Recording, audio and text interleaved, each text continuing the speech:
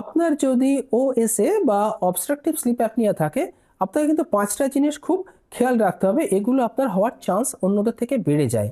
যেমন ধরুন, number 1, blood pressure বেড়ে যাওয়া।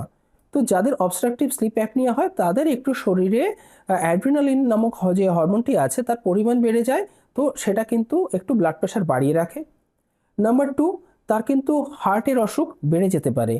মাল্টিপল হরমোনের যে চেঞ্জ হচ্ছে কিংবা ধরুন যে অ্যাড্রিনালিন এর পরিমাণ অল্টার হচ্ছে, সেটা কিন্তু তার হার্টের ডিজিজকে বাড়িয়ে দেয়। Number 3, stroke.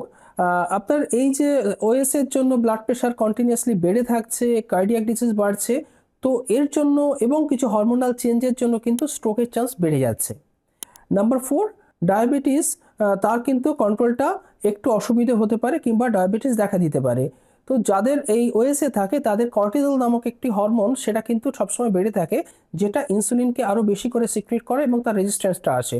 তো এটার একটা চান্স থাকছে। এবং খুব গুরুত্বপূর্ণ, এখন সবাইকেই অলমোস্ট বাইক চালাতে হয় কিংবা ধরুন যে তাকে ড্রাইভ করতে হয়। তো যাদের এই ওএসএ থাকে তাদের সারাদিন একটা ড্রাউজি ভাব থাকে, সে কিন্তু যে কোনো মুহূর্তে একটা অ্যাক্সিডেন্টের মধ্যে পড়তে পারে। তো এই 5টা জিনিস অবশ্যই কিন্তু আপনার খেয়াল রাখতে হবে যদি আপনার ওএসএ থাকে।